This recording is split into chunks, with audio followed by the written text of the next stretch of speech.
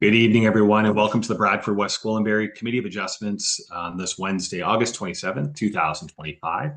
I'd like to call this meeting to order at 6:32 p.m. Number 2 on our agenda, the adoption of the agenda. The recommendation that the committee agenda dated August 27, 2025 be adopted as circulated. Do I have a mover? Jonathan, a seconder. Stephanie, all in favor? We're all in favor. Excellent. Thank you. 3, declaration of pecuniary interest of the general nature. You can do so now if there's anybody that wishes to declare pecuniary interest or at the time of the cases. Number 4 on the agenda, adoption of the minutes. The recommendation that the committee agenda dated July 23rd, 2025 be adopted as circulated. Do I have a mover? Stephanie and Gavin, second, all in favor? Perfect. 5, Yusuf, do we have any correspondence before this meeting begins? Hi, Mr. Chair. There is no additional correspondence for this evening, Mr. Chair. Thank you very much. Appreciate that. Number 6 on our agenda of the big speech, it's the order of our business. So 6.1, introduction and purpose of this meeting. This meeting is a statutory public hearing held pursuant to the Planning Act to consider applications requesting consents and/or variances from the provisions of the municipality's zoning bylaws. As per the Planning Act, the hearing of every application shall be held in public, and the committee shall hear the applicant and every other person who desires to be heard in favor of or against the application.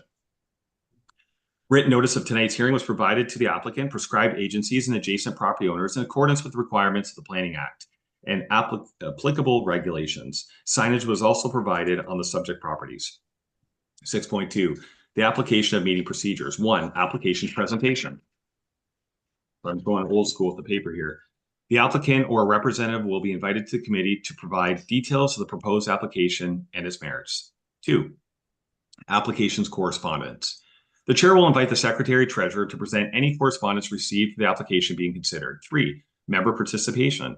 The members of the committee will be invited to address the applicant and ask questions relevant to the application. 4, public participation.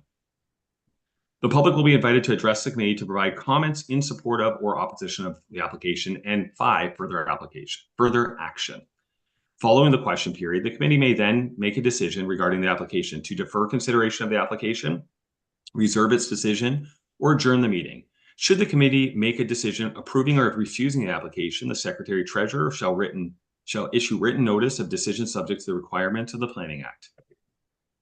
Upon issuance of the decision, a 20-day appeal period is initiated during which the applicant, the ministry, or specified person or public body that has no interest in the matter may appeal the decision of the Committee of Adjustments to the Ontario Land Tribunal. So number 7, business. 7.1, in its minor variance application COA 2025-14, minor variance application D13-25-09, owner is Saeed Janoud. The applicant agent is Noble Prime Solutions Ltd. and care of Tanvir Ray. Location is 56 Montrose Boulevard.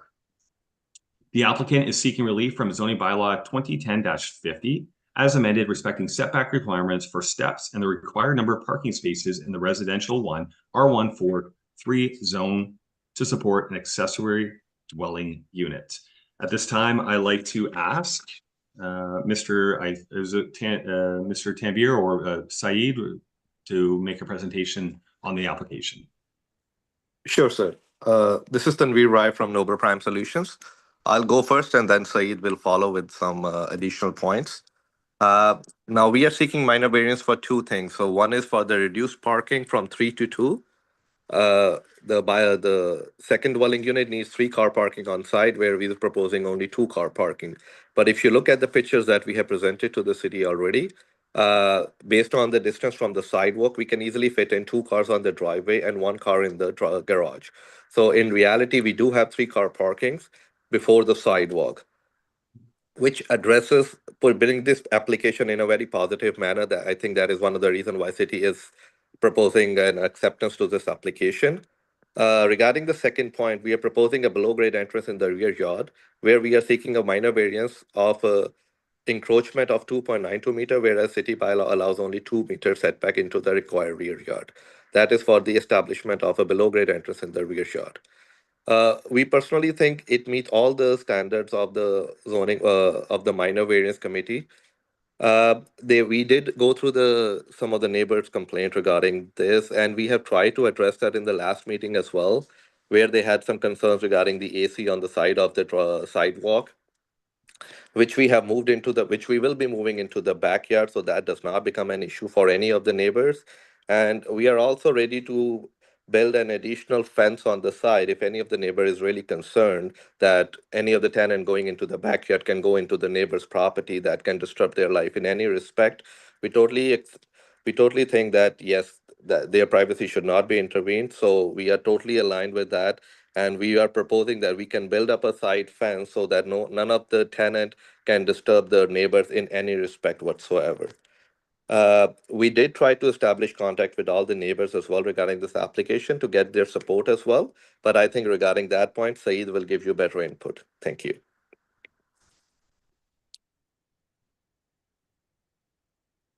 There, it's Sayed. Yes, I spoke to one of the very next neighbor, I think from 60 Montrose Boulevard, and I gave her full assurity that her pathway or her sidewalk will not be impacted. And if during transportation of the material something happens, I on record gave assurity to city as well that I will bring it back to the same condition it is. And definitely, as Daved and Veer mentioned, I take full responsibility of any kind of privacy breach and those kind of things. Everything will be back to the original condition, and there will be no privacy breach. In regard to the garbage and wastage storage, I don't see there should be a big problem. I can put the chute in there where the garbage can be secured properly and in a more decent fashion, and it can be stored, or we can allot a space on the back of the rear end of the house, and so it will not be impacted our neighbors. So I'm there to cooperate with my neighbors under all aspects, under all conditions, and I'm looking forward to have a approval from the city on this one. Thank you. Thank you very much. I appreciate that. At this time, I'd like to ask the Secretary Treasurer to present any correspondence received for the application being considered. Hi, Mr. Chair. There are no additional comments coming from the emails or public members unless it is from Isabella. All comments and letters have been sent over to our committee members to review for this application. We do have comments coming from our finance department, if you'd like me to mention this. Yes, please. Please note there are outstanding taxes and utilities due on the following property. Therefore, it is recommended that any outstanding balances be paid in full prior to the approval regarding the respective minor variance application for D132509 and D132510. Thank you very much. And that is one of, if it was to be approved, that's under the list of conditions under 3. So thank you very much, Yusuf. Now, I would like to invite any of the members that would like to ask any questions of our planner, of the applicants. Stephanie. Yes. So earlier today, I emailed Yusuf some photos. Yusuf, I was wondering if you could pull them up and share your screen.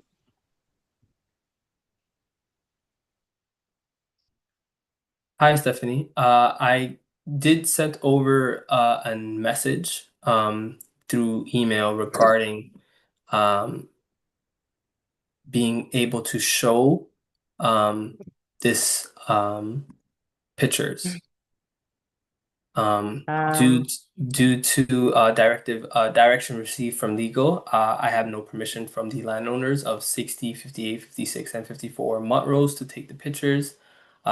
These pictures would not be able to be shown in tonight's meeting. I sent this over earlier to you. Okay, so am I able to reference my site visit then? Yeah, absolutely. Yes. Okay, so all right. So I went over, I don't know if any of my other committee members went over.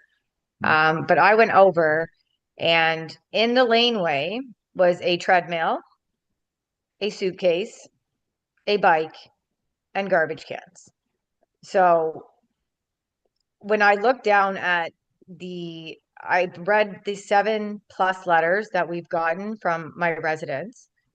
I see major debris already impeding to where if they were to continue to keep this type of debris on the side of the house, that whoever they're building the accessory dwelling unit for will then have to walk on the next door neighbor's property in order to safely, in the wintertime especially, be able to walk.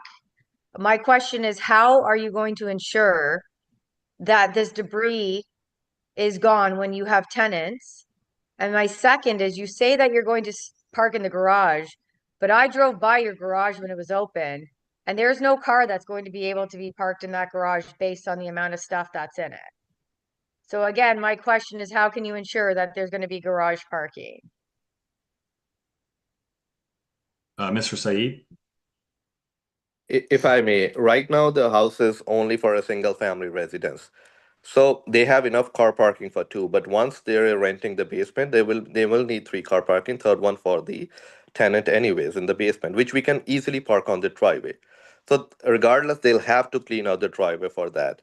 And again, regarding going into the other person's property, like I mentioned before, we are willing to create a fence so that there is no way the tenant can go into any of the neighbor's property and interfere in their personal life or private life, whichever Oh, way, which we are already addressing that concern. okay, but Yes, and that's fine. But here's the Yes. thing. We don't just have to look out for the people that are living next door.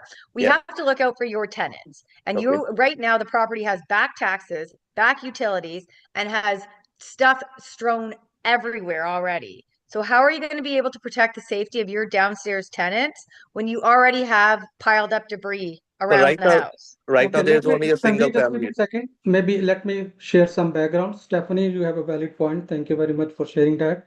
Regarding the taxes and the bills, everything is up to date as of now. So you can see everything is all up to date. The debris and treadmill and the suitcase you are referring to, those were the previous tenant at that property, and I got evicted them because they were not paying the rent, and the sheriff has kicked them out already. So that was the time, I think, when they were moving from this property to their new property. And only in that period of time, those debris were there. But if you go or any member go now, there is nothing like that. And that I was was just there for the yesterday. I was there yesterday. I was there there was yesterday. there is no treadmill and there is no suitcase because I was there when I was putting the sign there. I did not see anything like So I that. have a picture stamped from yesterday that I Okay. sent in. Okay. So I was there on your So property I can yesterday. talk with the So, tenant. Okay, but go ahead. here's my problem, Saeed. We want to make sure that we're going to have people that are going to follow the bylaws and the guidelines in regards to these type of properties, and you're already not.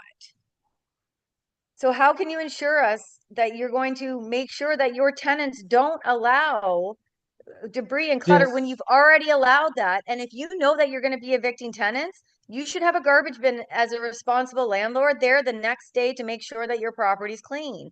And you don't. No, Now, that is Stephanie, not. I gotta say, I also have a picture. I was there at 7:01 last night. This is for 56, and there's nothing in the alley. So then I've it was got cleaned up shortly there's a after. garbage bin Yeah. and a blue bin. Yeah, and if there is anything you have brought into my attention, I can only talk to landlord, but when someone brought this into my attention. But I think, as Mr. Chair said, there is nothing there, and I can go back to them and make sure don't put anything other than the garbage being on the sideways. And I will make sure that it will not happen again. That might be the isolated incident. Now the new tenants are very decent. They belong to very decent family. I know them through some good referral, and I don't have any issue with them anymore. And I assure city as well, there will be no issue to city in future. So even that being said, when I took a photo from the back of the property and saw the two air conditioners, I can't see how you can physically be able to cross one if you put a fence up there. So like you're talking about putting a fence in between the properties, which I don't even believe that the bylaw allows for in the town of Bradford. I believe I'm going to ask staff right now. Is that okay to put a fence up in between those small properties? And even if Or doesn't not, there have I to be a can, variance in between like the property lines for a fence and for the houses? even if it knows, I will make sure they will not cross our boundaries because next door, my friend, he got the approval and I'm going to hire the same contractor and there is no issue for the 44 and 46 Montrose Boulevard. There is no complaint because he is very professional and well organized. by the neighbors, and I have spoken with him already that make sure we keep the things in our premises. So I understand, but what I'm saying is if you go and put a fence up and the next door neighbor decides to not move their air conditioner, there's no access to their backyard through like emergency services at that point. For you mean for the neighbors or for this property? Your next door neighbor. Like, here's the thing. I am speaking on behalf of the residents that have written 7 letters in regards to their concerns, and I've looked and I've seen the valid concerns that they're talking about. So let us put it this way. If the neighbor right now, how is he going into the backyard? Is he going through their property? Does that mean? He's going through his property, yes, but But the air conditioner is almost 2 feet and he still has 2 feet to walk by.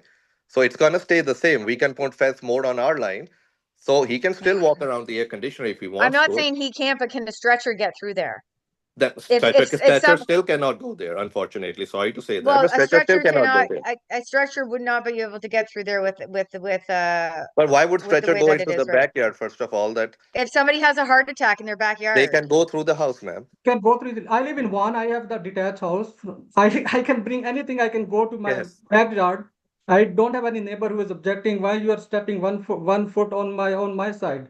When you are so neighbor, you have to share things. If the fences guys are there in let future me ask and another she's gonna do the question. fencing, so her contract is gonna through my sidewalk too. I'm not gonna say, okay, why you are coming to my sidewalk to bring the fence material out there. It's So let me let's ask work another together. question. Has the grade, and this goes to town staff, has the grading been finalized and approved for this property? Has all funds from the developer been released and has this grading been approved?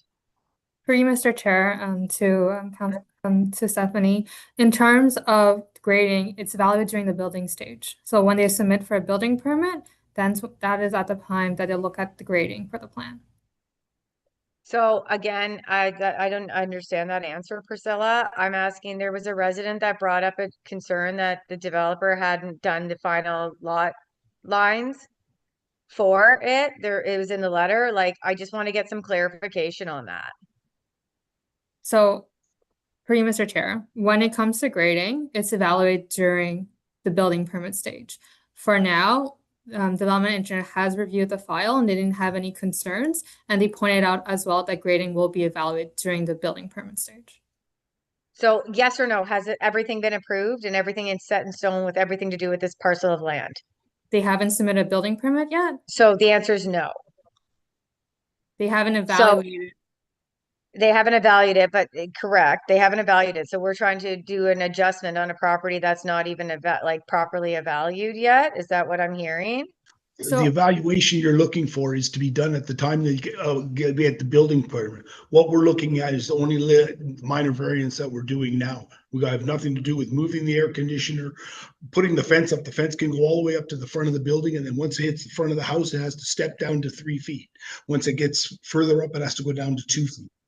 We're only looking at the minor variance of passing what they want, not what's going to happen when they go get their building permit. So I understand that, Gavin, very clearly, but what I'm saying is that the finals haven't even been given on this property and we're already changing variances on it. And I think that that is irresponsible, to be quite frank. I think the entire application is irresponsible. Okay, do I have any other questions from any of the members for the applicants? If that is a concern, that becomes our problem at the end of the day. If the grading is not done or final grading not, I don't think so. That I don't want to be disrespectful, but I don't think so. That is committee's concern in any way, because that's not part of the committee. We are not requesting for anything like that. My concern is everything. My concern is the 4 or 5 red flags that are on the field. Okay, do I have any other member questions? Now, I did do 3 different site visits to this property myself. I wanted to kind of get a sense of, so I do have a question. I did want to get a sense of the parking. I see that you're trying to have all 3 cars on property. What I did notice, and I took a lot of pictures, and I don't know why legal's not allowing Stephanie or myself to share our pictures. I think that's crazy because you can see this on Google Earth. But anyways, we'll take that up with legal later. I noticed that there's a lot of parking. So I went on Saturday in the morning. I went last night at 7:45 and I went today at 5. There's a lot of open street parking. It's unlike my street where there's about 15 spots that are always, jammed up. I see a lot of spaces available. So I don't really catch the concern from a lot of the neighbors on that issue. Like, once again, I went 3 site visits. I don't live there. Is this an issue? Have you seen Mr. Saeed, or have you seen a lot of street parties or parking on the streets? Because on your accessory streets I saw 15, 20 spots in a row, nobody parked.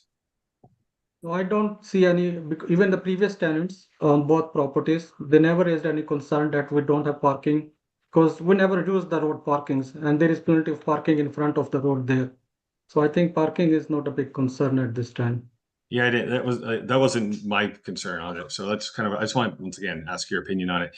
Do I have any other members that would like to ask any questions of the applicant or of staff? No. So now we will open this up. I believe we do have one. Sorry, let me get my paperwork here. We have one public participation. If we would let that person ask their questions of the committee or ask the questions of the applicant, Isabella Caniso. Hi there. Good afternoon or evening. Is it working? No, it went off again. There we go. There you Hi. go. Hi. So it's unfortunate that none of the other neighbors came. And I know that, Rick, you've done several site visits with regards to the parking. So on the north side of Montrose Boulevard, it's obviously a no parking as is permitted. Now, this is something that, with regards to the parking, it's not something that we have flexibility on throughout the entire 12 months of the year, right? Because there are bylaws that forbid us to park on the road during certain times of the year. So although maybe at times that you've passed, it seems as though there are no cars. If you look on the street that runs literally in front of us, there are typically cars on the road. And when cars are parked on the side, we found a lot of us that have children or cyclists or that are walking our pets. Sometimes it can cause a little bit of, I guess, I don't know, an impairment to kind of see who's coming around the bend. Not to mention how Montrose has become a raceway at times for people that are zipping through Langford up to Summerlin. With regards to, I think the third parking would definitely make sense, especially what would happen in the winter months when you're not allowed street parking. Where would that vehicle go? I know the tenants and I guess the homeowner are saying, like, with regards to the garage, this is the second set of tenants that have been at 50 at the two applications, and there are always cars on the road from them. So if we can't maintain the 2 cars in the driveway, how on earth are we going to ensure that the 3 cars? And who's to say, let's say somebody parks in the garage and that's the person that lives in the basement and they need to leave the property. Like, how does this all work? Like, you wake someone up that's sleeping, that did a night shift, and say, hi, can you move both of the cars on the driveway because I need to get out? So I know there's concerns surrounding that. It's interesting that the fence was brought up because we had a meeting last night. We've been trying to get a hold of the 2 properties next door, Saeed's properties. They did not respond to fencing meetings. So I find it very interesting that they were willing to pay for the fence that goes between the properties when it hasn't even been acknowledged. The same goes for essentially all the tenants on this side. No one has been responding to fence messages that have been put out by Can Do Fence, as well as residents that have been kind of circulating the area. So it's just kind of been dismissed. So it's, I don't know if we're going to dismiss that, how are we acting on it, or ensuring that these things will be done when you're not attending the meetings that, the residents are eager to get this up and going. With regards to the grading, we were told that, so we should be holding off right now on fences. We haven't received our grading deposits back yet. We kind of got the meetings going just to kind of give people a heads up with regards to the cost that'll be endured for the fence, because it's quite substantial. It's not a few $100s. It is quite pricey. We were told that we potentially have to hold up and grading deposits aren't being released until probably, I don't know, mid to late fall. So I'm not sure how that works. Because they told us, like, essentially, if I don't know the logistics of it, but if we put a fence and there's potential, like, any issues with the property, that we would be held accountable for that, right? So like if any amendments had to be done to the property lines or something, that's something that we're now responsible for because we went above and beyond prior to receiving our grading deposits. Like Stephanie mentioned, like between the homes here, there's not a lot of space. There's 8 feet from wall to wall. Even still, if we both had 4 feet of property, like, and it was cut evenly, which it not always isn't, it doesn't mean it's necessarily split right down the middle. The window wells, for example, like the aluminum at the bottom come out like more than a foot. So it's, I don't know, to squeeze between a fence and a window well to get to your backyard, or God forbid, like those tenants that are entering from the back entrance, like that's their mode of entrance. So if somebody in the basement is having a medical emergency or there's a fire or something, like, and medical has to access their unit, you enter through someone else's unit. Like I thought that's the point of having like separate dwellings. So like if there's a medical emergency, you enter through their unit.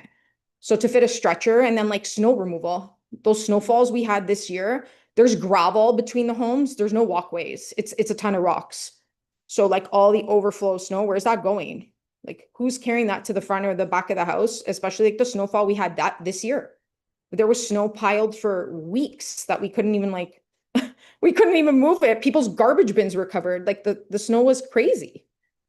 So when we're shoveling snow, are we just throwing the gravel everywhere? Like, what are we picking up? Does there have to be a walkway to ensure that like no one's tripping over the gravel? Like if there is no fence and somebody falls on my side of the property, like, am I held accountable for that because my area wasn't shoveled? So there's just a lot of questions and concerns. And I know like being right next door, as well as the other home that's next door to them, I know it is currently somebody that's renting the home, but the landlord did have concerns as well. So I think there's just a lot of question marks and concerns, a lot of concerns. Well, I appreciate you coming, and Mr. Said, I'll let you respond in 1 second. Here, I'm just going to put this out there, Mrs. Camiso. So I don't know if you had the opportunity to see what the town said, and their thoughts are that this should be approved. And okay, so yeah, sometimes some people don't get it. The applicants would see it. Okay. So even if we don't approve it tonight, so say we say no, it will go to a tribunal, and it's going to be 90% approved. Okay. Point of order. Point of order is when, excuse me. Point of order. No. Point of order. Excuse me. No.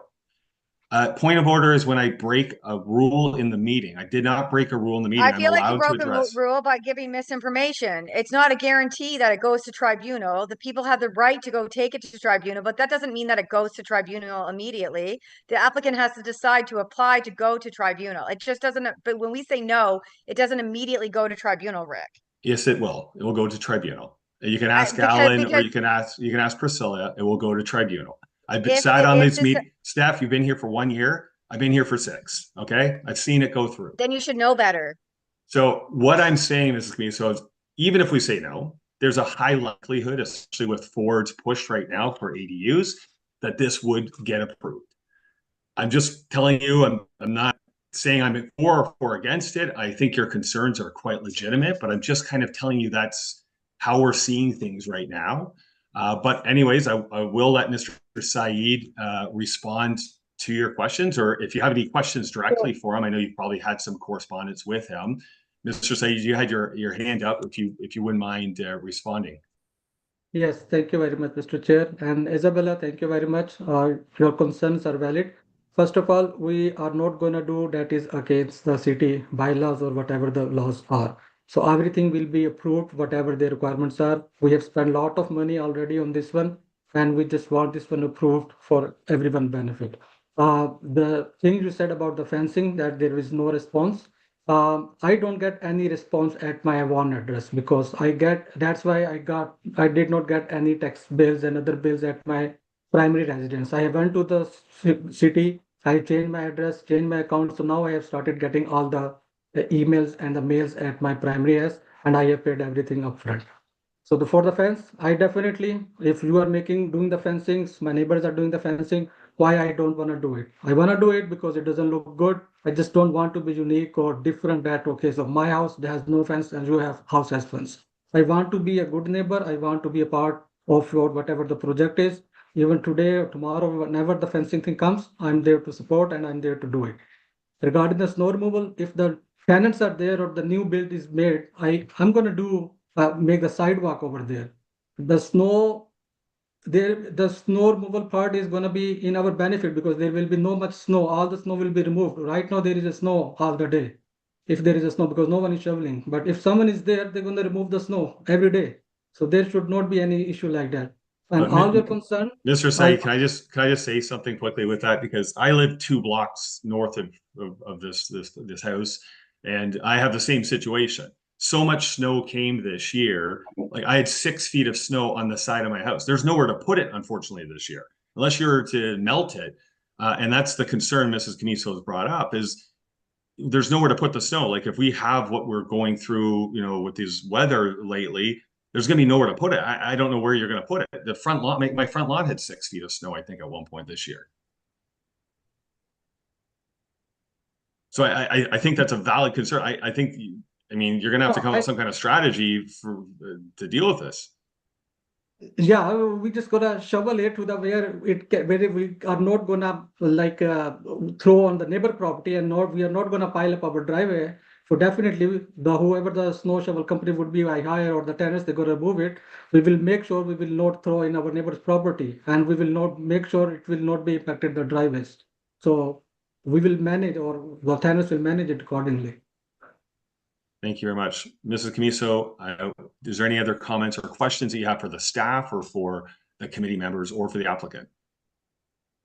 I think that was like a boatload that I just gave. I feel like there's just a lot of question marks and your letter was very well written, and we received all, I believe, 7 messages from the neighbors. So I'm surprised. And there's a big difference between, when we express ourselves verbally and all the things that we're going to do, and then something gets approved. And I agree.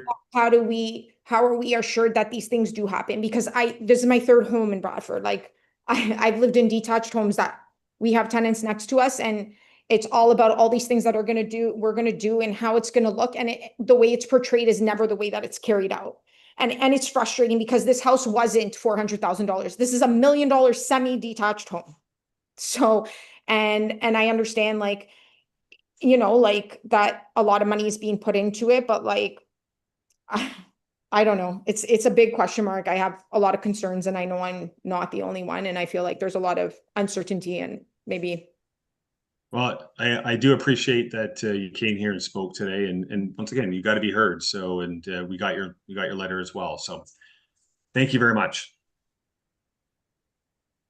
Okay, I'm going to move to further action. I'm going to put it to a member to put together a motion to approve, defer, or to deny this application. Do I have a member who wants to put a motion? I go, Stephanie had her hand up first. Stephanie?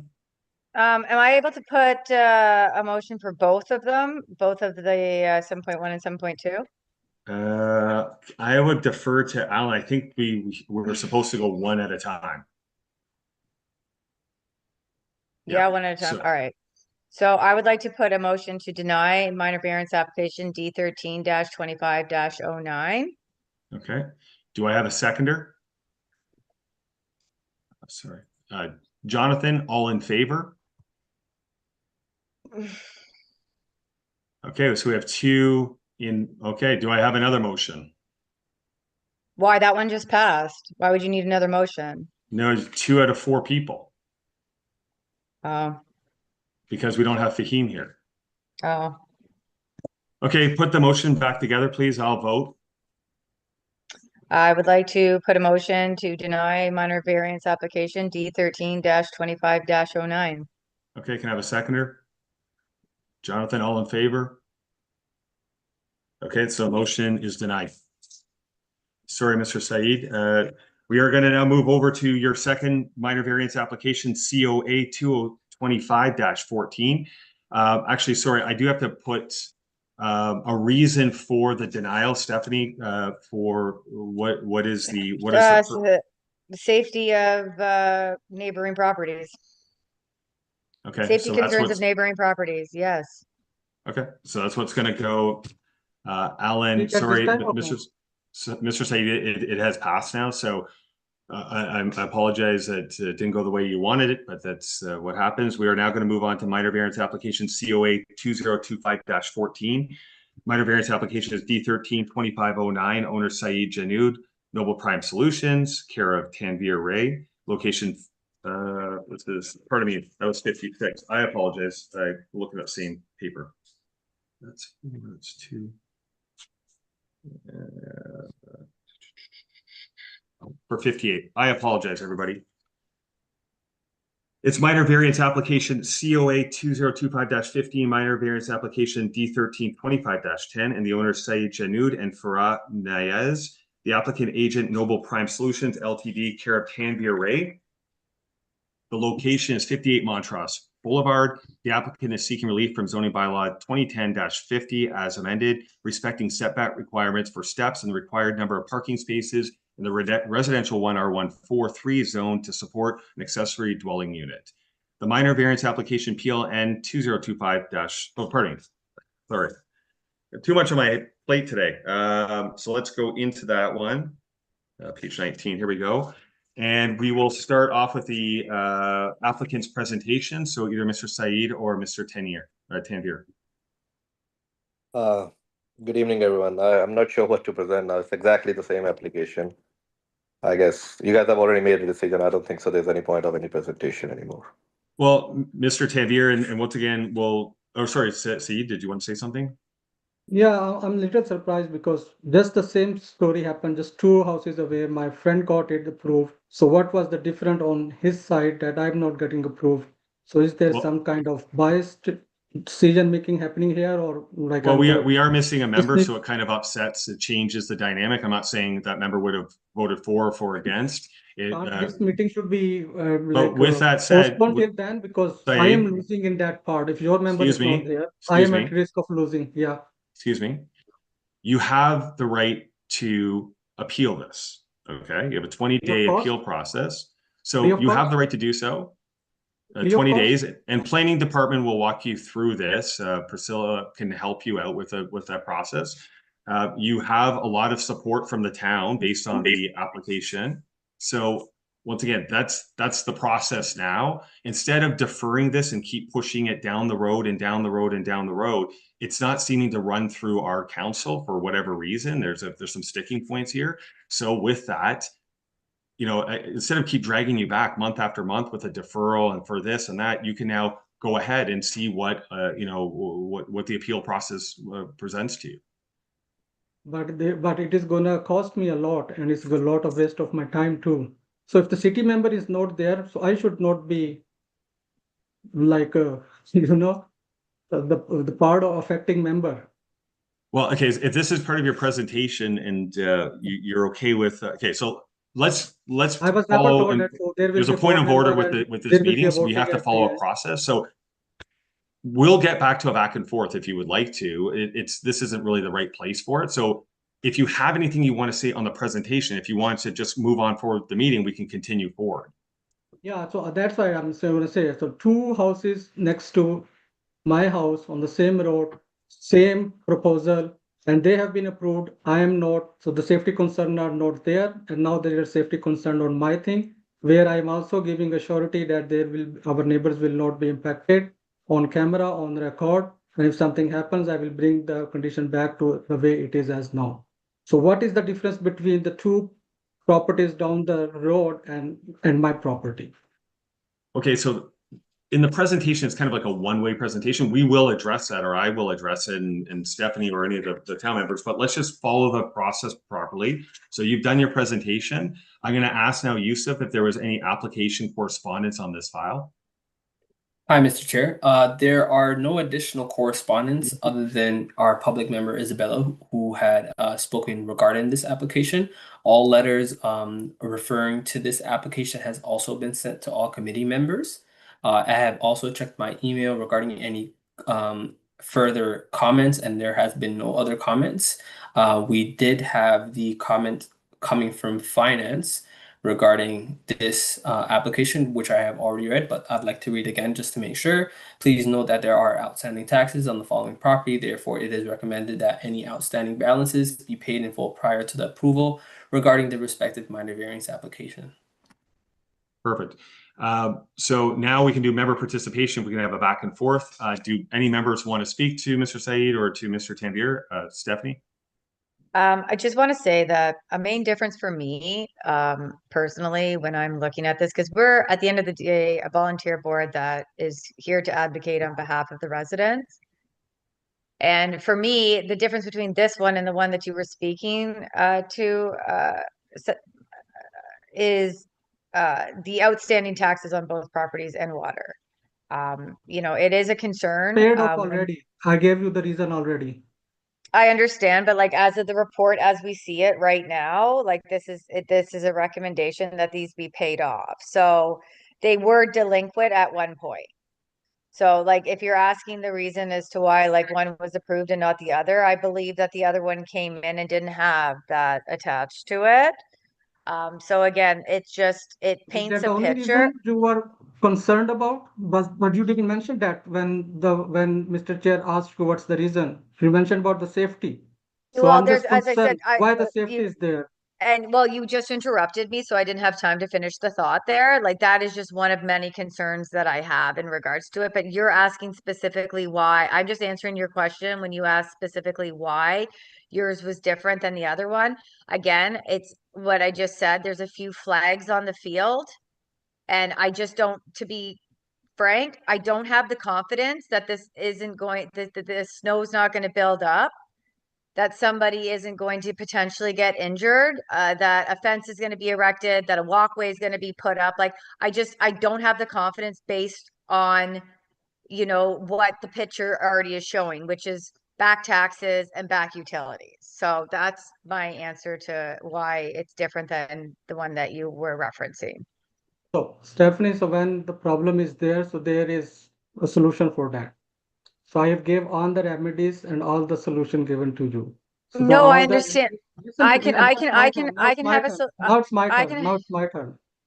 yeah. So I've given you all the solution, and today in meeting, it looks like you are not going by the from the as a you are the member of the city, and you should be. I'm also the resident. It's not that I'm not the resident, and you are like from the start, like you are against it one. But I'm trying to give you the solution that we am going. So the snow is not going to be on the other property where you have given the approval a month ago. So I'm just trying to understand what is going to be different than my property and other property, other than just one thing that we have mentioned and that has already been addressed, and taxes and everything is up to date now. So it wasn't just that. It was like when I drove by there, the debris, when I took a good look, when I look at the entire picture, as I said, I lack the confidence in this application that this is going to be something that's going to be safe for not just the the 7 residents that sent letters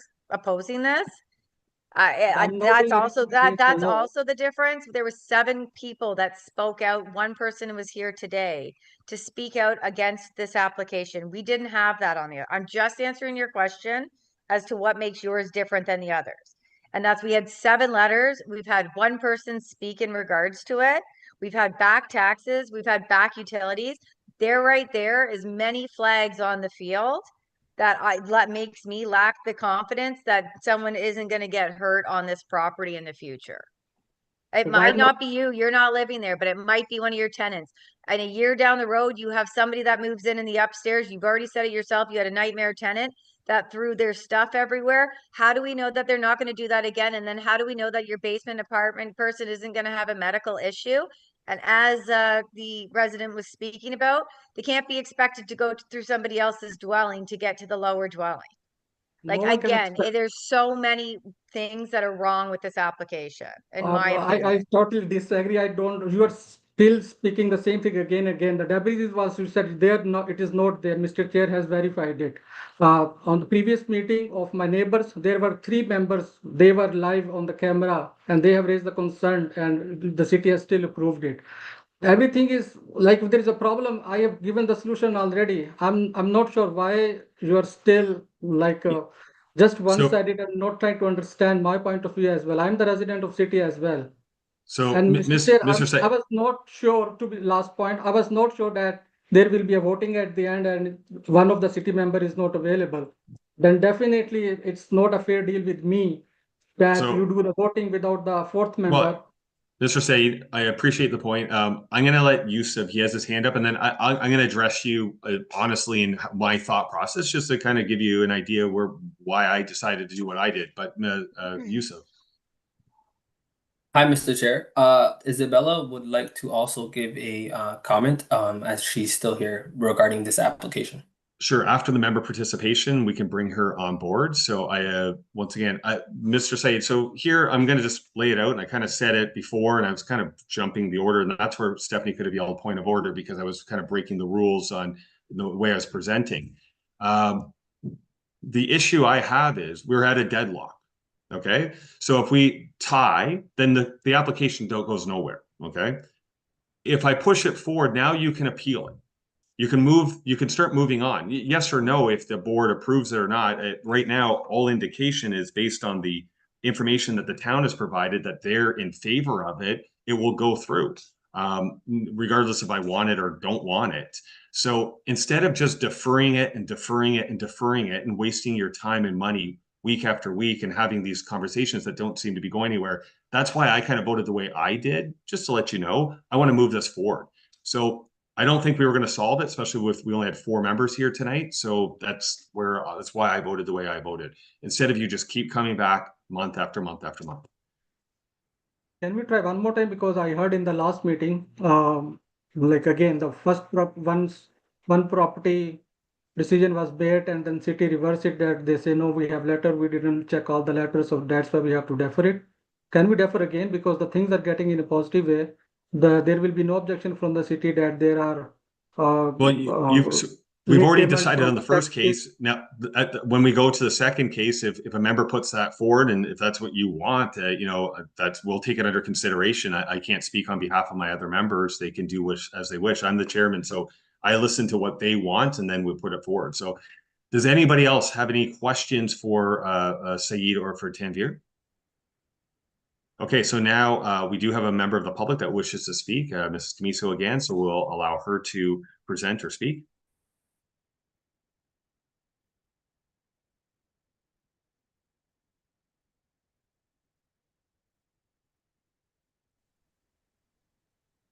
Hi.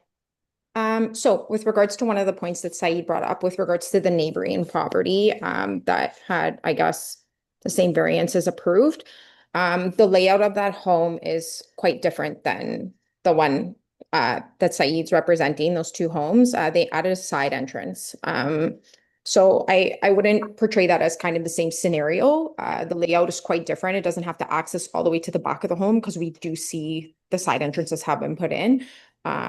So I don't know fully if like what their plan is over there. And obviously when letters went out from the town for those properties, it wasn't something that was deeply concerning the residents that are on the west side of Montrose, right? So I don't think it's anything we don't want to take this personally. It's not anything against like the homeowners or the people that are living there or anything like that along those lines. It's just a matter of that didn't directly impact my home, nor did it impact number 56 or 62 or the people across the street or the people at the other corner. So, every kind of situation is very diverse. It's very different. People will have very different opinions depending upon the home and who they're surrounded by, right? Or what's being done. So it's unfortunate that like that there wasn't a big concern to me. It wasn't next door to me. So I think that's why maybe we see a lot more public speaking out now. We have very new neighbors that have just moved in, and that was something that yellow sign on the road that's been there for like weeks and weeks and weeks becomes more prominent every time you drive by it, and people are very aware of it. It wasn't something that came down. It's been sitting there, and even like people on neighboring streets like Mel Irving are now starting to ask questions like, why is this still happening? Like, why is not going? So I think it's a Sorry, I was going to say because of the deferral, they have to keep the sign up there, and yeah, I can. Well, the And I longer can't- it's there, the more prominent it is, right? Like it's not coming down. So No. And that's not the owner's, that's not Saeed's fault. He's doing no, everything what and I he's understand legally that. supposed to be doing. I So just think because it's been there, people become even more aware of it, right? Like the longer a for sale sign sits, or the longer those signs sit, people become more aware Fair of enough. it. It's unfortunate that so many letters came through for these two properties. And maybe, you know, he may be potentially feeling a certain way because of Isabella, I think you are the main concern, and I am giving all Oh, the sorry, assurance Mr. to Saeed, you. I'm gonna let, part of the process is, I'm gonna let Mrs. Caniso finish her thoughts and then you can respond. So Mrs. Caniso, do you have anything else to say? I No. apologize. It's Okay, now Saeed, sorry, I'm trying to get better at managing the meetings. No, thank you very much. No, I'm saying like I met with Isabella the other day. I gave her all the surety. All those concerns are there, regardless it's a detached house or the semi-detached house or the basement is there or not there. When you are neighbor, you have to live like a family there. So small thing happens, it doesn't mean I cannot predict the future. I cannot say, okay, this is not going to happen. It Of might not course. going to happen, or something can happen from your side. And I just don't want to be the dead guy that I don't want to cooperate. Emergency happens. You have to turn down the whole unit, you have to throw out the wall if this emergency happens. So we are not talking about the high level things. We are doing everything by law, which city allows us to do. So I have spent heavy amount of money on it. I just don't want to waste my money. I just want to be a good neighbor. No, This is what I can say at the end. That's This- it. no, And I know when Saeed spoke to me outside, he's like, you know, like they're really good people. And at the end of the day, like we live in a community where like everyone's great, right? And this has nothing, it's not something personal with regards to not liking someone or not liking their shoes. It's just a matter of, you know, taking pride in our possessions. Like I run this home on my own. I'm a professional too. I know Saeed mentioned outside, he's a professional and he has a job, and I do too. And like I didn't spend as a single parent on this house $2,000. It was $1 million, right? So, and again, this is my third house, and I've had tenants before, and it's a lot. Like it's constant circulating. Like with the previous tenants, bylaw was here all the time. There were piles of tickets on vehicles, and the tow company came until he ran outside. So it's just it's not that I'm not a team player. It's not that I don't like certain people. It's just a matter of my opinion, and that's obviously why I came here. And I know with my heart that I'm not the only one that is expressing these concerns, and maybe people don't want to show face because of the intimidation of being approached or having those one-on-one conversations that could be really challenging for people. So no. I think that's Once again, anybody who comes here and presents their case for or against, I'm always, I appreciate it and hearing different voices. So thank you very much, Ms. Caniso.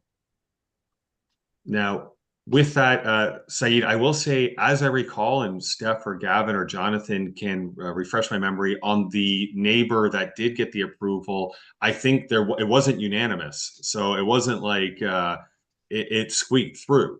So it wasn't like he just walked in here and got what they wanted, and that happens, unfortunately, or fortunately, whatever you look at it, with a lot of cases here. So just because somebody gets something doesn't mean everyone else or will. So. At this point, I'm going to put it to the members for a motion for, defer, or against. Do I have a motion? Stephanie? I'd like to put a motion to deny minor variance 7.2 application COA, sorry, D13-25-10 on the reason of safety for neighboring properties and future tenants in the dwelling itself. Thank you. I always forget to ask for a reason why, so I appreciate that you did that, not having to go later to do it. Do I have a seconder? Gavin McLean, all in favor? Okay, so unfortunately it's been denied. I'm sorry, Mr. Saeed, but you do have an appeal process. Please reach out to Priscilla or to Alan. They'll explain the process.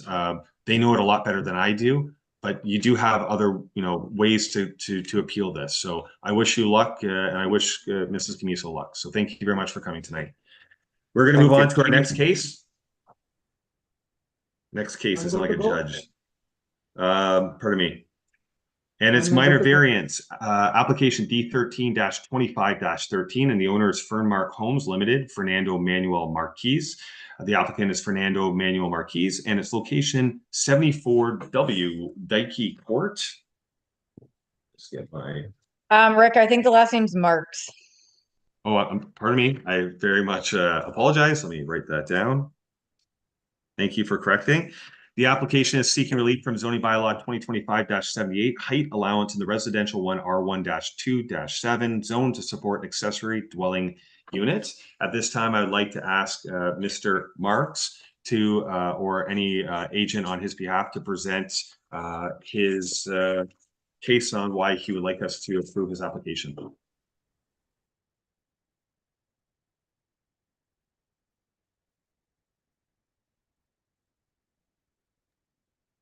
I'm sorry, we can't hear you, Mr. Marks.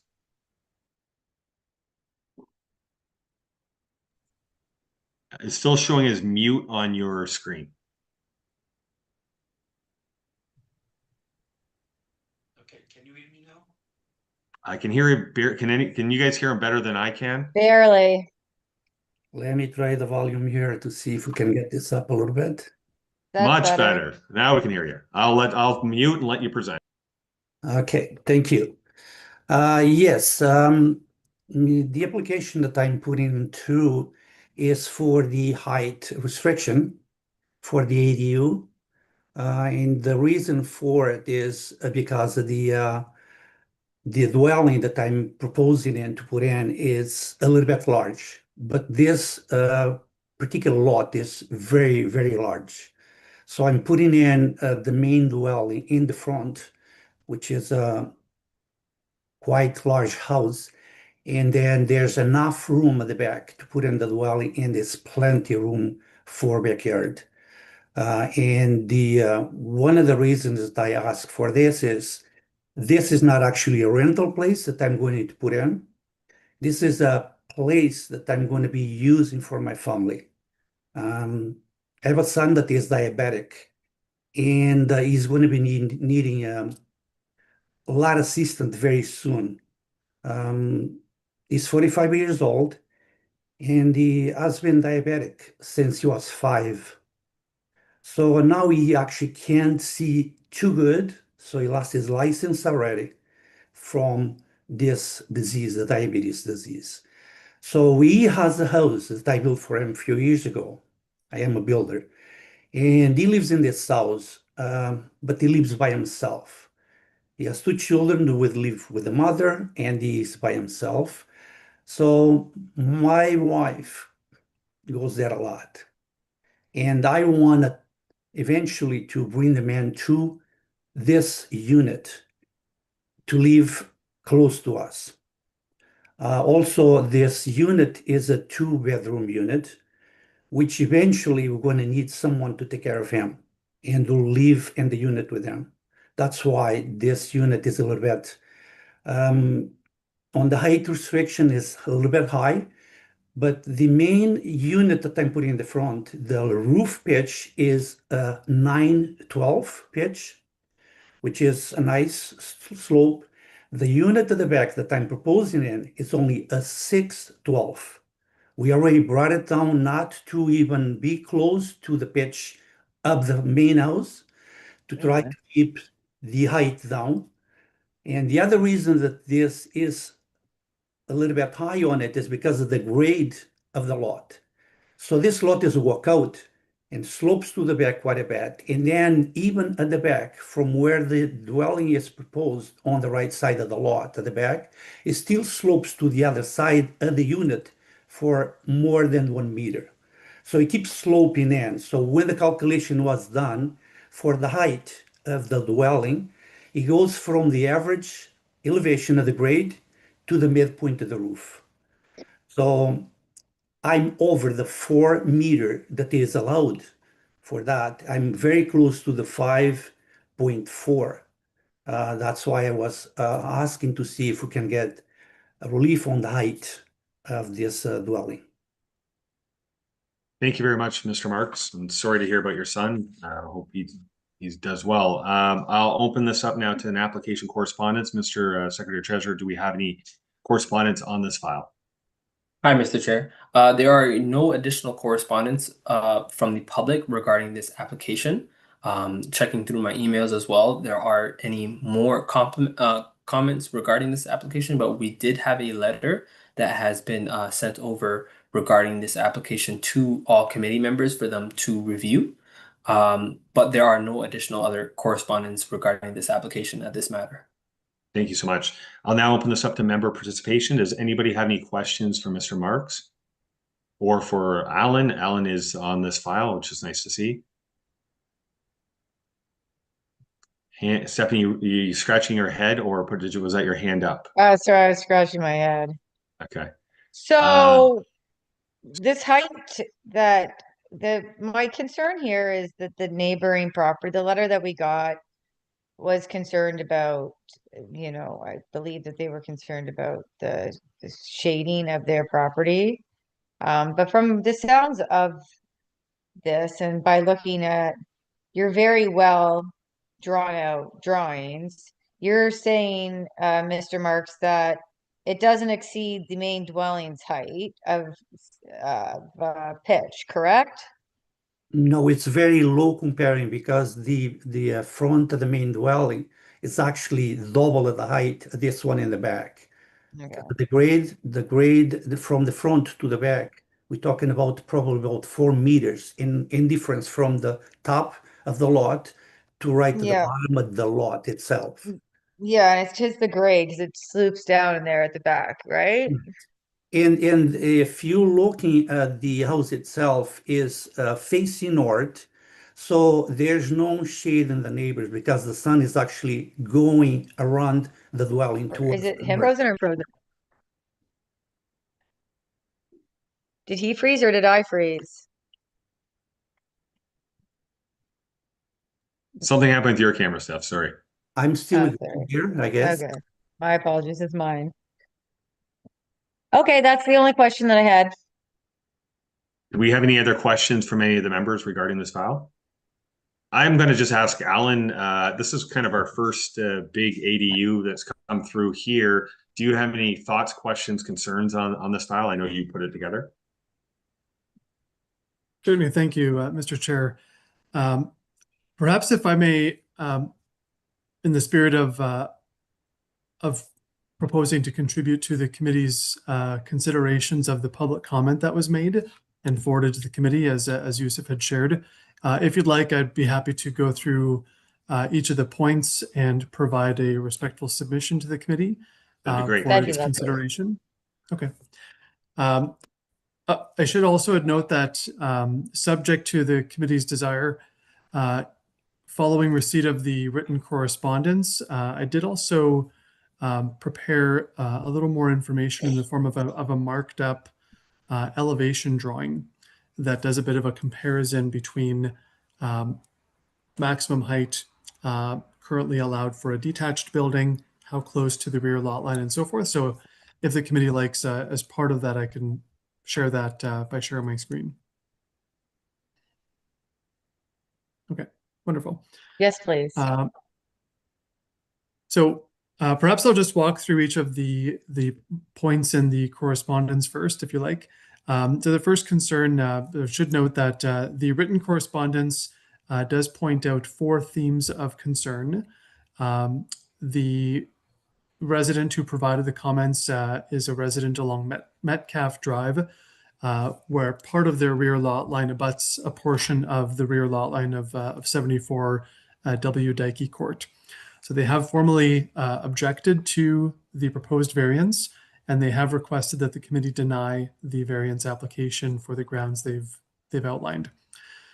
With respect to the first point, they did share that they have concerns about privacy and overlook.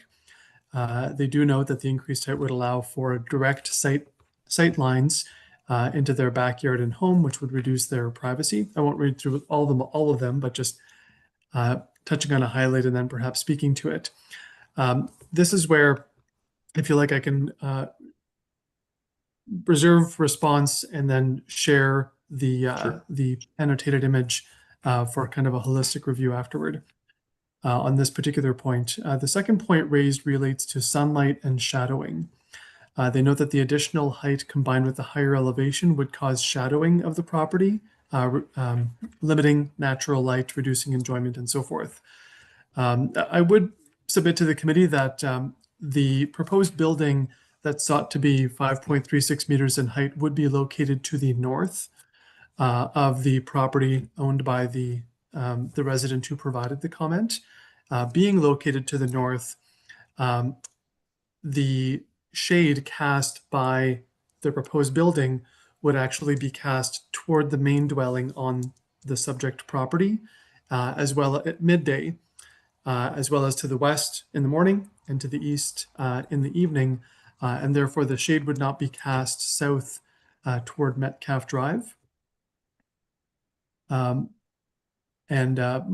would submit that on that basis, I would recommend that that particular comment have no effect on the committee's decision. With respect to neighborhood character, they've provided a comment about the requested variance being inconsistent with the scale and character of the surrounding homes. And if approved, it may create a precedent for further height variances in the area, altering the balanced design of the neighborhood. And pardon my paraphrasing there. This, from my experience, certainly does happen to be the first application for minor variance relating to a detached accessory building.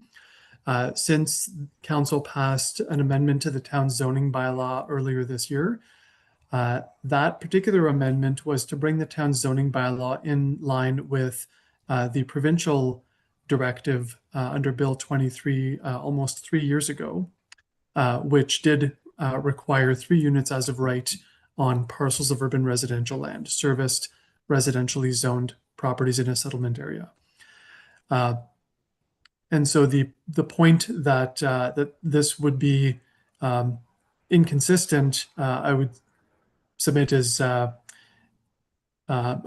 wouldn't disagree with that, given that the permission for detached accessory dwellings in the town's zoning bylaw has only actually existed for a few months.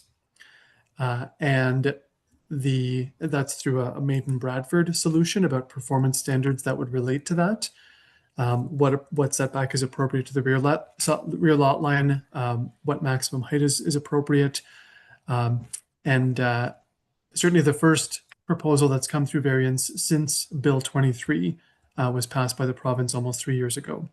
I'd submit that that's certainly a subjective matter that would defer to the committee on, although I'm certainly happy to elaborate on the privacy and overlook component when I share the marked up plan.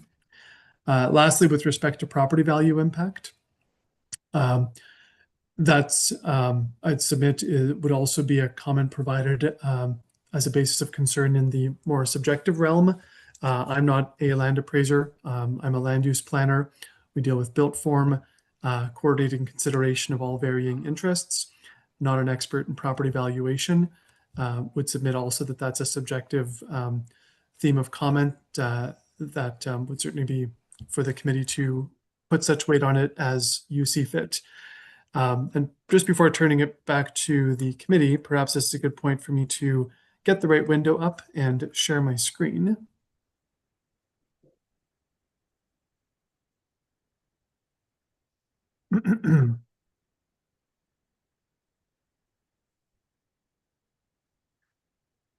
All right. Sorry, I've not maintained my acclimatization to using Zoom, and so I have to refresh my memory as to where I find the buttons for these various features.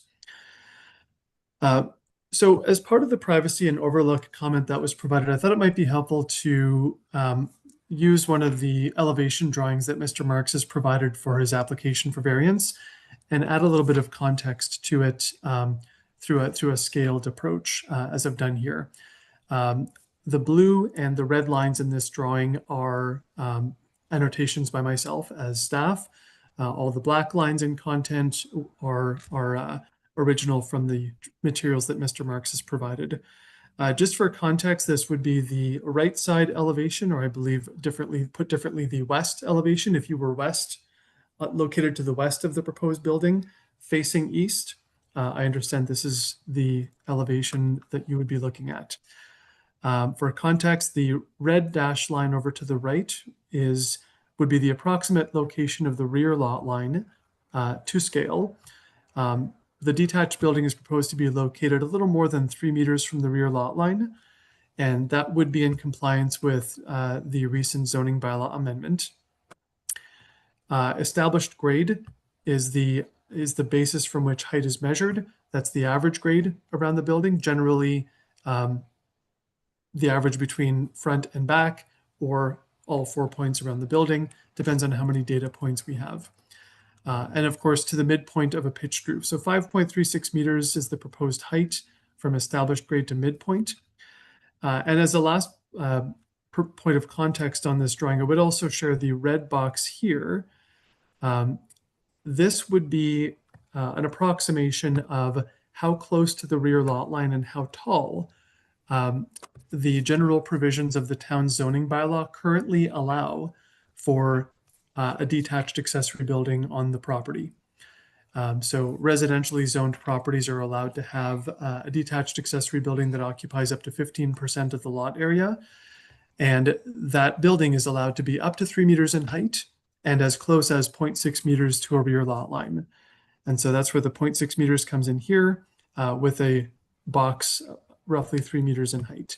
So that was meant to just add some context to the comment made with respect to privacy and overlook, and perhaps also to the shadowing comment a little bit as it relates to the northerly horizon from the Metcalf Drive lots to the south, simply for the committee's consideration. And as a last point, I've just taken the liberty of adding this blue dot dash line here to give the committee an idea of the relative difference above the building if one were standing right inside the lot line to the south. Now, of course, ultimately the impact would vary depending on where someone is standing in the lot, in the rear yard of the lot to the south. Standing further to the south, the distance between the height of a detached building that wouldn't require variance and the subject variance would obviously increase. The closer to the rear lot line one might be standing, the greater the lesser the relative impact. I hope that's helpful for context, and I defer back to yourself, Mr. Chair. Thank you very much. Stephanie? Alan, do you have a rendering of what the back of the property was looking like? Like, so for people in the neighboring property behind, like what they're going to be looking at? Yes, Can you throw that up for me, please, for a minute? sure thing. Thanks a bunch. All right. I don't Sorry, see it on. I'm experiencing the same thing over again. I just have to refresh my memory as to where to Yeah, go to share the because screen. I don't see it on our. I don't see it on ours necessarily. Is Yeah, it see, we didn't visible? have. Yeah, we didn't have this in our report. Not that I saw. I might have missed it, but I don't think I did.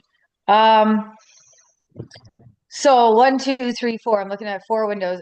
Do all those 4 windows look directly down into the next door neighbor's backyard? Because if I was buying a property and I was buying a decent, like the ones on William Dykey and the ones on Metcalf there, they've got decent sized backyards. So, you know, having somebody stare directly into your backyard that close is a little concerning. So how many of those windows will be directly based on the height?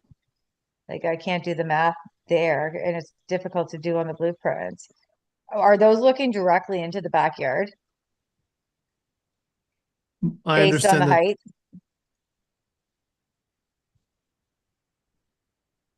I understand that these would be the windows facing south from the proposed detached building, and perhaps for. I can't guarantee this will work because it's of course 2 separate drawings, so I do apologize. You know. No, I'm sorry. I'm not sure that I can. If I may ask, would you be looking to perhaps have me add, let's say, a 4-meter measurement to this? Which I say 4 meters because, of course, 4 meters is what the zoning bylaw would currently allow. Would that be a Yeah. helpful frame of reference on this Yeah, drawing? yes. What currently, like what the town would approve, like had this not, they not asked for any more, please, thank you. So I'm going to try to remain consistent with the approximate established grade, although I have not done the same scaling on this image. Yeah. So please forgive the absence of precision here.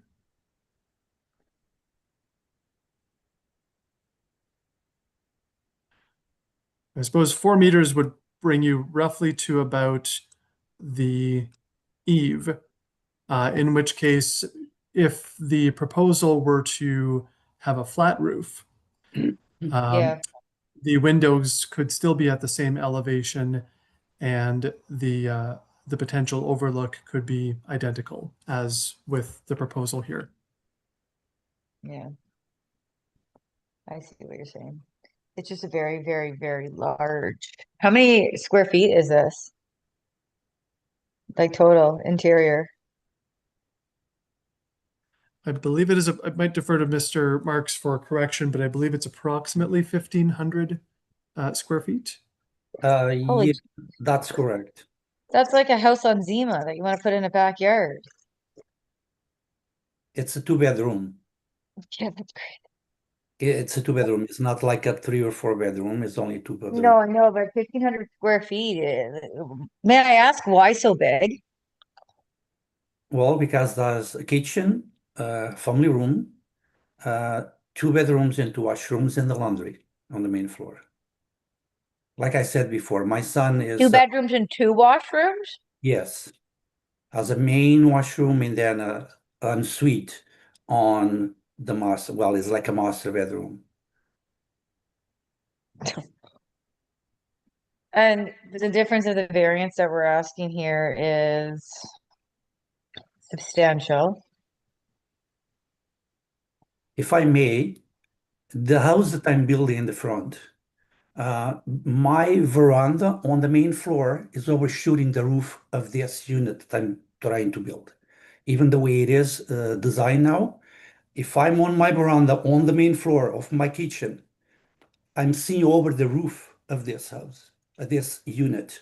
So even if the neighbors don't like looking the windows, because this will be an improvement. I mean, this build that I'm putting in the front, in the ADU at the back, it'll cost more than probably 2, 3 houses there in the neighborhood.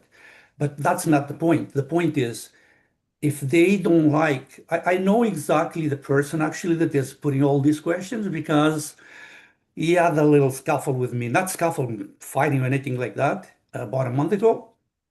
I was supposed to let him go through my property to build a pool, and I allow him to go in. And then I asked him to make sure that he was going to bring the grading elevation of this backyard to the proper elevation that was designed previously. And he started arguing with me, and I said, if you can't do that yourself, that means that I have to put a retaining wall on my property so can protect the grading. So he starts going back and forth, and I said, if you don't want to do that, then you probably won't be able to build your pool going through my property. So he ended up not putting the pool in. He already had the machine in and everything. That was not my fault that he did that. So I knew that he was going to complain. And that's probably the only person that complained is that particular person there. And I feel sorry for the wife actually, because she's in a wheelchair.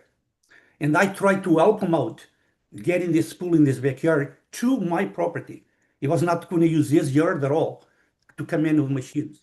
And then because he had a little bit of a off, he's now trying to do this, which he has the right, I know, he has the right to complain about it. But again, my main house on the main floor, because there's a walkout, and these walkouts are like 10 feet high.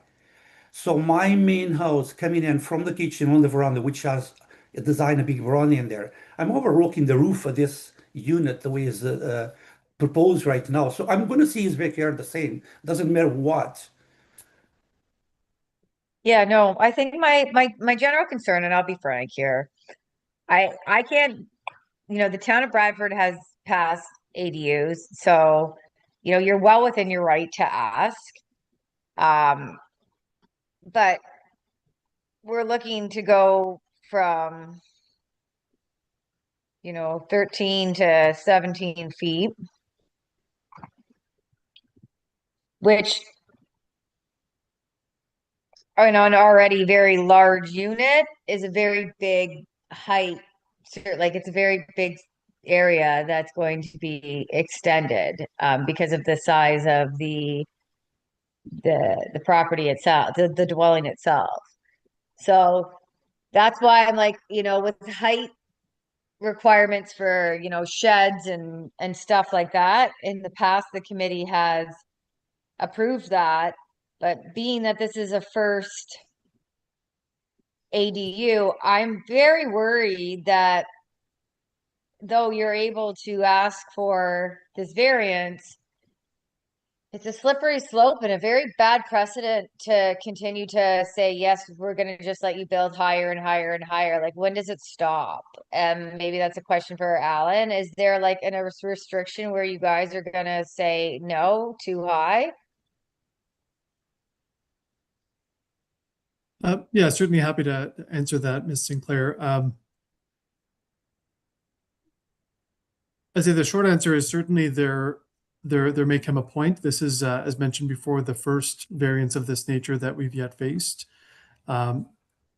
In similar evaluations done for other variances that I've experienced in the past, an approach that I've experienced staff apply is to consider what might be the cumulative impacts of a proposal requiring multiple points of relief. So for instance, if the proposal were subject to requests for relief for a reduced rear yard setback, increased height, increased lot coverage, and so forth, cumulatively, the areas of relief could be considered to add up towards something that would exceed staff's ability to recommend support. In this instance, as I shared in the report, the proposed detached accessory unit would occupy less than 10% of the coverage of the lot, given, as Mr. Marks has shared earlier, the lot is rather large. The zoning bylaw otherwise separately allows for detached accessory buildings to occupy up to 15% of the area of the lot. Where a detached accessory building wouldn't contain a detached accessory unit, a residential unit, it would be allowed to get up to as close as 0.6 meters to the rear lot line. And so those are examples of additional variables that certainly could be taken into consideration. But again, I'd submit that in this instance, staff is recommending approval. There is only one point of relief being sought rather than multiple points of relief. The detached building would occupy less than 2/3 of the permissible coverage of the lot. And the height is understood to be the factor of the proposal for a pitched roof, which would help the building shed snow, water, and so forth. Okay, so I hate to be frank here, Alan, but that was not the question that I asked you. You gave very good explanation from a planning standpoint in regards to the certain points, but the question that I asked you was, is there a limit of how high that these dwellings can go before they, wouldn't be taken to this committee? Like where staff would actually say that they deny, like what is the limit? Is there no limit? Like anybody can just ask for a minor variance? I'm just trying to understand it. If they could ask for however how high they want, or is there going to be like a limit that the town's going to say, no, we're going to deny this? Certainly, and yeah, please forgive my not providing a direct response to that question earlier. Perhaps the direct response is it's too early to tell. The zoning bylaw that permits up to 4 meters in height was passed by council simply in the last few months. And this is the first detached accessory unit that we've yet seen a variance for since Bill 23 came out almost 3 years ago. If an applicant were to propose something much greater and were insistent on applying for a minor variance, our duty as staff would be to process the application and bring it forward to the committee. Whether staff were to recommend approval or denial, we'll reserve comment on that. But where staff would feel that the variance, whether individually or cumulatively, with the sum of other areas of relief that an applicant might be seeking is beyond our ability to support, common practice would be for us to caution the applicant and let them know of that. Heads up, this may not receive staff support. Okay. The application fee is not refundable should the committee deny the application. That is certainly something we would do.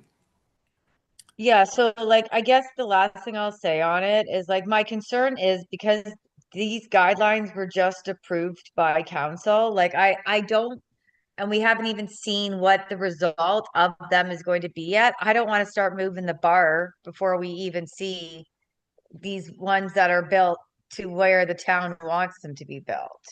So that's my concern here. It's not with the planning of it.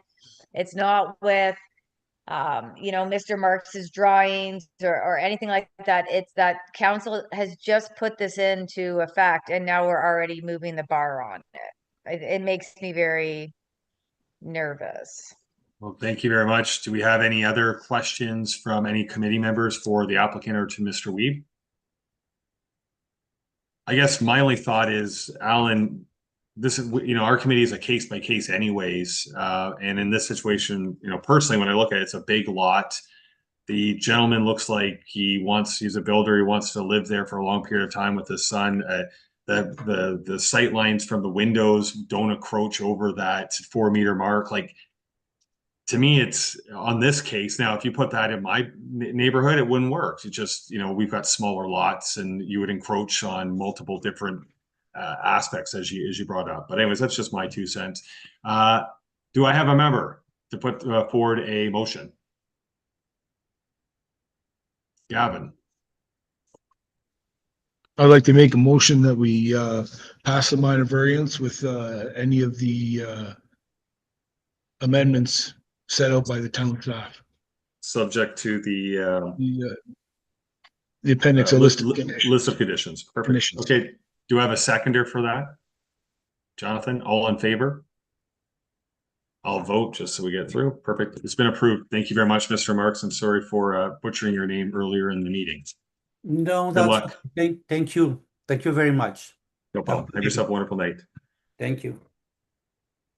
Okay, everyone. This has been, I think, a record-breaking meeting. Or number 8 on our agenda, other business. Mr. Secretary Treasurer, do we have any other business to discuss tonight? Hi, Mr. Chair. There are no other business to discuss in this meeting. Okay, can I get a motion to adjourn at 7:58 this evening? Stephanie, seconder. Gavin, all in favor? Good job, everyone. Thank you very much for